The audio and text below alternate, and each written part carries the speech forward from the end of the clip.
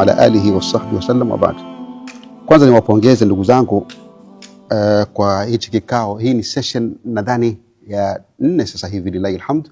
Tunakwenda vizuri na tumechagua fiqhi kwa sababu tunaelewa umuhimu wa elimu hii ya fiqhi, kwa sababu ina mahusiano makubwa na matendo yetu ya kila siku. Asili Muislamu ndugu zangu ni kujifunga na hukumu ya kisheria, hiyo ndio asili yake. Sasa hukumu ya kisheria lazima uijue, na ndio maana kuna kuja udharura na ufaradhi wa kuisoma elimu ya fiqhi. Na lillahi alhamd, wiki ile tulimaliza katika masala ya najisi, tukazungumza sana katika masala ya damu, na leo biidhnillahi taala tunazungumzia suala jipya katika masala haya ya tahara, inaitwa masala ya al-istinjau. Al-istinjau tutajifunga kwa nukta 3. Nukta ya kwanza, nini maana ya al-istinjau? Nukta ya pili, tutafafanua hukumu vitu vinavyotakikana katika kustanji, yani vile vitu ambavyo tunastanji kwavyo. Mwisho tutazungumzia kuhusu hukumu ya al-istinjau, yani je, ni hukumu gani ya al-istinjau. Wabillahi tawfiq, tunasema yafuatayo kwamba al-istinjau Kiswahili twasema ni kutamba. Kiswahili twasema nini? Ni kutamba. Lakini pia hatujafafanua hapa tukisema kutamba. Kutamba maana yake nini? Ni izalatun najasati, tafsiri fupi, izalatun najasati minal au al-kharij min as-sabilain, imma al-bawl au al-ghaid, ni kuondosha najisi au chenye kutoka katika njia mbili. Hii tafsiri nitaifafanua. Inapozungumzwa masala ya kutamba, inakusudiwa kuondosha najisi ambayo imetoka katika tundu mbili au katika tupu ngapi? Mbili, ya mwanamume, ya mbele na ya nyuma. Kwa maana haya, kuondosha najisi kwa nguo, mfano kanzu, au mahala mwilini kwa sehemu ambazo si njia mbili, hakuitwi kutamba. Umefahamika vizuri hapa? Mfano, nguo yangu imeingia najisi, natakiwa niisafishe ile nguo, sio? Sasa nikiisafisha nguo, kanzu mfano, au najisi imeingia kwa mwili wangu au imeingia kwa mahala napo swali, nikisafisha hakuitwi kutamba. Kwa hiyo kuondosha nini? Najisi peke yake. Kutamba ni sharti mpaka ile najisi iwe imetoka katika tundu ngapi? Mbili. Yamefahamika hapa? Katika tupu ngapi? Mbili, ya mbele na ya nyuma. Kwa hivyo istilahi hii technically hutumika pale ambapo tunazungumzia najisi iliyotoka katika sehemu ngapi? Mbili, tupu mbili, ya mbele na ya nyuma. Ya nyuma huitwa dubur, ni ile tupu ya haja kubwa, na ya mbele ni dhakari kwa mwanamume. Kama vile vile mwanamke ana farj na ana dubur vile vile. Imefahamika nadhani nukta hii. Sasa basi, wanavyoni wakasema kinachotoka hapa pia ni maudhui mengine, kwa sababu mwanadamu anaweza akatokwa na kitu ambacho ni cha kawaida. Kwa mfano, mikojo ni kawaida. Mtu akila chooni, ndio haja ndogo, anakojoa. Sawa? Kwa hivyo mikojo kutoka katika dhakari ni jambo la kawaida. Lakini katika kutamba inakusudiwa chochote kinachotoka ambacho ni ratbin. Ratbin maana yake nini? Cha maji Kiswahili cha hapa Mombasa. Lakini Kiswahili cha zamani wenyewe sema kitu choevu. Yaani chochote kinachotoka katika tupu ya mbele au ya nyuma. Naam, ikawa chochote kile kina umajimaji, ratbin najisin, kimetoka kina majimaji na pia ni najisi. Sawa? Mfano kiwe ni cha kawaida au si kawaida. Kwa mfano cha kawaida ni kama nimesema choo au yani mikojo. ambacho si cha kawaida inawezekana damu. Damu si kawaida. Sasa umeenda chooni ukajikamua ukatoka damu. Ile damu maadamu imetoka, si kawaida kutoka, lakini maadamu imetoka itabidi ufanye istinja. Itabidi ufanye nini? Istinja. Tuko pamoja nadhani mpaka hapa? Kwa hivyo chochote kinachotoka hapa ni sharti kwanza kiwe ni nini? Ratibin. Na ndio maana al-Imam Shafi'i katika vitabu vyake vingi sana tafsiri ratibin kwa maana ni kina umajimaji, chowevu. Lakini sasa swali likaja, je, mtu akitokwa na kitu ambacho ni kikavu? Yawezekana mtu akatokwa na vijiwe.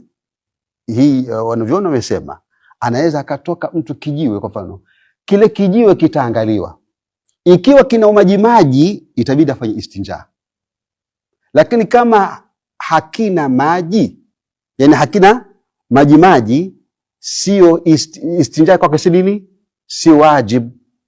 Na hii ndio kauli mbili ambazo zimeripotiwa na al-Imam an-Nawawi katika al-Majmu'. Ametaja kauli mbili. Kauli ya kwanza ni kwamba anawajibu kufanya istinja hata akitokwa na kijiwe, sawa sawa kiwe ni kikavu ama kina majimaji.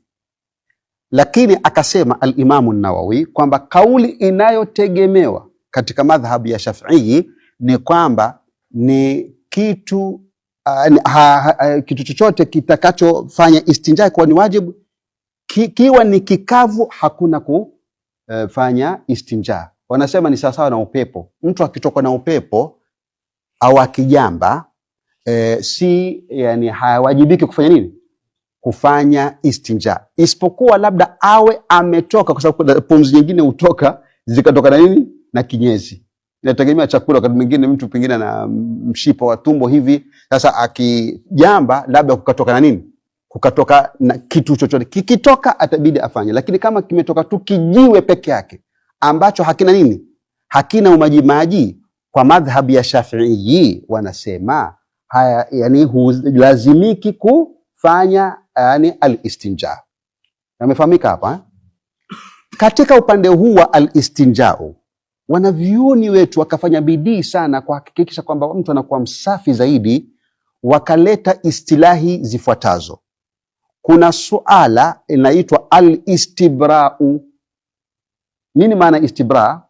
Istibra'u ni kuhakikisha kwamba umeenda chooni, unapokidhi haja yako, unahakikisha ile haja imetoka yote kabla hujatumia maji au mawe, yani kabla hujatamba. Hii huitwa istibra. Umeenda chooni kukojoa au kufanya haja kubwa. Sasa ukikaa pale mahala kukidhi haja, hakikisha kama ni mikojo iwe imetoka yote. Utafanya vipi? Mfano ulalie upande wa kushoto ili mikojo itoke vizuri, au ujikohoze. Na hii inategemea mili ya watu, inategemea hali za watu. Kuna wengine akifanya hivi tu mikojo inatoka tena. Ama ujibine ile sehemu ya hashafa, yani ya dhakari yako. Alhasil usitumie maji kwanza mpaka ufanye kitu kinaitwa al-istibra'u. Al-istibra'u maana yake ni kuhakikisha kwamba ile najisi imeepukana kabisa na mwili wako. Tuko pamoja ndugu zangu hapa? Pili, ukitoka sasa al-istibra'u, wanasema ufanye al-istinzahu. Al-istinzahu. Al-istinzahu sasa ni kuhakikisha kwamba ile najisi haitapakai mpaka ikagusa katika mwili wako. Ndio maana sisi tukaambiwa tusikojoe kwenye matundu ya mfano kwenye matundu hivi au mahala flat, yani mimi mahala flat. Kwenye matundu ni kwamba kuna uwezekano pale ndani, hasa katika Sahara, katika vyoo vyetu hivi vya mijini huko havina shida. Lakini kwa mfano mashambani kule ardhi nyingine upasuka. Sisi tukiwa watoto tukifanya hivyo wanakojoa tena wana raha kabisa kukojoa kwenye nini? Kwa sababu pengine kuna majini mle ndani, kama tutakavyokuja kueleza adabu qada'i al-haja. Kwa hivyo unatakiwa Sasa katika ardhi ukikojoa, ile mikojo yaweza kurudi kwako kwa kanzu au kwenye mwili wako. Sasa ile process au mchakato wa kuhakikisha kwamba ile najisi hairudi kwa mwili wako ikakugusa kama ni katarati, yani hasa mikojo hapa, huitwa al-istinzahu. Kwa maana haya, kwanza unaanza al-istibra'u, hakikisha kwamba una kojoa mpaka mikojo itoke. Na kwa watu wazima hili pia ni muhimu sana, kabla hujaoga janaba hakikisha kwamba unajikoza ili mabaki ya uchafu labda au manii yaweze kutoka.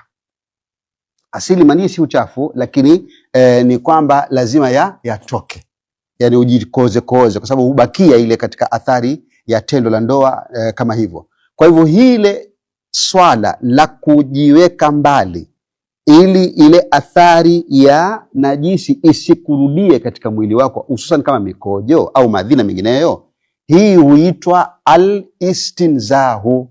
Na Mtume Muhammad sallallahu alaihi wasallam akaeleza, tanazzahu minal bauli, jiwekeni mbali na nini?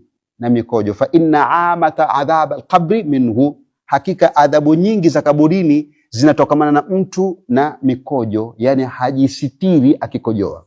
Okay, maulama wamekhtalifiana hapa, je, ni kwamba mikojo ikikupata au ni mikojo ukiacha kuyasafisha? Tutakuja inshallah tuyaeleze masala haya. Baada ya hapa kuna msamiati mwingine katika masala haya ya istinja, wanasema kitu kinachoitwa al-istinqa'u. Al-istinja. Sasa al-istinja, baada sasa ushatoka katika istibra, umekuja katika istinza, sasa unatumia maji. Sasa al-istinja'u ambayo wanavyoni huita al-istinja'u au al-istitaba, kama al-Imam Nawawi katika mlango wa istinja, yeye hakuweka istinja, akasema al-istitaba, kwa sababu al-istitaba wal istinja'u bimaana wahid. Kwa hivyo unaanza kutumia maji, na maji haya unayatumia katika kustanji, sawa? Na ukikosa maji unaruhusiwa kutumia mawe. Kutumia nini? Mawe. Mawe yawe wangapi? Yawe 3 au 5 au 7. Ukitumia mawe peke yake inaitwa al-istijmar. Mtume Muhammad sallallahu alaihi wasallam akasema, man istajmara falyuwattiru,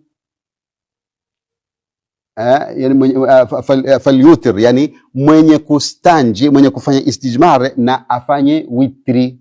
Afanye witri manake afanye kwa mawe 3 au 5 na mengineyo. Hivyo ndivyo inaitwa al-istijmar. Lakini al-Imam Malik amesema kwa mwanamke, kwa sababu ya maumbile yake ya kike, ile nafsi yake ya uzao na nafsi yake ya kutokwa na mikojo iko karibu mno, wao wanasema lazima atumie maji. Lazima atumie nini? Maji, asitumie mawe, kwa sababu ya ukaribu wa nini?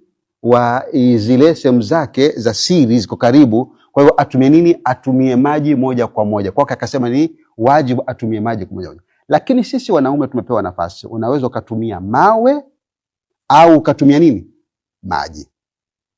Ukitumia maji peke yake inaitwa al-istinja'u. Kwa nini ikaitwa istinja'u? Minan najwa. An-najwa ina maana mbili. Ina maana kwanza ni uchafu, yani al-khulus min najasa, au an-najwa ni mahala vile vile ambapo wenye ni qata'tu, yani wanasema najautu shajara, ai qata'tuhu, nimekata. Imeitwa istinja kwa sababu kama yule mwenye kustanji anaepukana na nini? Na ile uchafu unaotoka, ndio inaitwa istinja. Kwa hivyo istinja ni kutumia maji na istijmar ni kutumia nini? Mawe. Vipi? Unatakana ubebe mawe yako. Ubebe nini? Mawe yako. Na hapa ndio nakumbuka kuna aya ilishukishwa kama ile aya inasema fihi rijalun yuhibbuna an yatatahharu. Moja katika sababu za kushukishwa aya hii, Mtume aliwauliza hawa watu, nyinyi watu wa Kuba, nazungumza watu wa Kuba hapa. Hii aya ilishukishwa kwa watu wa Kuba. Na Kuba ndio mahala ambapo Mtume Muhammad aliweka Ijumaa nini? Ya kwanza alipoingia katika Madina. Sasa akaswali hapa, akapata watu ni wasafi sana katika masuala ya tahara. Akauliza, nyinyi mna siri gani mpaka Mwenyezi Mungu amesema fihi rijalun yuhibbuna an yatatahharu? Akasema kwamba ndani ya msikiti huo kuna watu ambao wanapenda kujitahirisha. Wale watu wakasema, sisi ya Rasulullah ni watu ambao hatutumii maji kwanza mpaka tutumie nini? Mawe. Mpaka tutumie nini? Mawe. Yani kuhakikisha kwamba wanajisafisha kabisa, wakatumia mawe. Ndio aya hizi zikawa zinazungumzia watu kama wale. Kwa hivyo ni sunna kubeba mawe yako matatu kisha ndipo utumie nini? Maji. Haya, ikiwa ile najisi iliyotoka kwenye sehemu mbili utatumia mawe, kwa sharti iwe haitafanya tatayur, yani haikutapakaa pale mahala ilipotoka. Ikishatapakaa hapa, usitumie mawe tu, lazima ufanye nini? Utumie maji, na hapa itaitwa al-istitaba. Utumie nini? Maji. Kwa nini maji? Kwa sababu maji huondosha ile ainu najasa na athari yake. Ndio maana hivi sasa haikatazwi kutumia maji moja kwa moja. Wengi sasa tunatumia nini? Maji peke yake. Kwa sababu maji huondosha ile najisi yenyewe na huondosha athari yake kuliko mawe. Na ndio maana al-Imam Abu Hanifa yeye alipoeleza masuala haya akasema, ile najisi ikiwa haijatapakaa pale mahala ilipotoka, unaweza ukatosheka na mawe, itakuwa ni sunna. Itakuwa nini? Ni sunna. Lakini ikitapakaa kwengine inakuwa ndio wajibu. Wenzako akasema la, madamu imetoka najisi, kufanya istinjai madhhabi ya Shafi'i ni wajib sisi kufanya nini? Al-istinjau. Sasa je, huna mawe? Itachukua mahala vitu vikavu. Vitu vikavu vinaangaliwa. Hichi kitu kikavu kiwe kina sifa ifuatayo. Kwanza ni qali'in. Yani qali' manake kinasumua. Kusumua Kiswahili kinafahamika? Sheikh, kusumua ni nini? Naam, kusumua ni kwa lugha ya Mombasa ni kuondosha. Yani, lakini Kiswahili cha zamani wenyewe hutumia nini? Kusumua. Qali'in. Yani ile kile kitu ambacho kitaondosha najisi kiwe na sifa ya kusumua, yani naam, not absorb, yani kuondosha, kama remove, yani kuondosha hivi kabisa. Qali'in, yani kuondosha, ndio inaitwa qali'in. Kwa hivyo kusumua kiwe kina sifa hiyo ya kwanza. Sifa ya pili kiwe ni jamidin, yani kitu kikavu. Sasa kikavu sampuli gani? Kikavu ambacho hata ukikiweka kwa maji hakiyayuki. Kwa hivyo ikiwa ni kikavu, kwa mfano mavi ya ng'ombe yamekauka au udongo umekauka, lakini udongo ukiwa kwenye maji fanya nini? Unayayuka, basi hicho uwezi kufanya nini? Kufanyia istinja au kufanya istijmar. Kuna ikhtilafu ya maulama, hatakuja hapo. Unaona tishu katika madhhabu ya Shafi'i wanakataa tishu. Imefahamika jamani hapa, tishu wanakataa. Madhhabu mengine wanasema la, inaruhusiwa. Tutakuja kuyaeleza masala haya. Lakini asili ni shati ya kwanza ni qali'in, kuondosha, kisha kikavu, lakini pia kiwe ghaira muhtaramin, kisiwe ni kitu chenye kutukuzwa. Kwa mfano ukatumia kipande cha mkate, bofulo limebaki, sasa ukasema wacha mimi niko hapa nitumie mkate nijitohirishe. Ni kikavu kweli, lakini mkate kwanza unayayuka, na kisha pia mkate ni kitu kinacholiwa. Au ukatumia mifupa iliyokauka hasa ya mnyama, kisha ukajipangusia ama ukafanyia al-istijmar, hairuhusiwi. Ni kikavu kweli, lakini ni muhtaram kwa kuwa kinaheshimiwa. Vipi kimeheshimiwa? Mtume sallallahu akasema hiki ni chakula cha majini. Hiki ni chakula cha nini? Cha majini. Kwa hivyo msiwaudhi majini kwa vyakula vyao hivi. Usiulize wanakula vipi, mifupa na shiba vipi. Hii si kazi yetu, hatukalifishwa sisi. Si kazi yetu kuamini majini wapo, na wala si maswala ya kujua wanakula vipi. Maana itakuja mpaka tuulizane ndoa yao inafanyika vipi. Haituhusu sisi, maana hakuna mtu aliyealikwa ndoa ya jini hapa. Na wale ukiacha kuenda ndoa ya majini, haina maana kwamba wafanya mabaya. Wao wanaoana, wanazaana, sisi tunaamini. Al-Imam Sha'rawi amezungumza maneno makubwa sana. Asema yani masuala ya ghaib tosheka na kuamini. Si masuala ya kufuatilia sasa itakuwaje.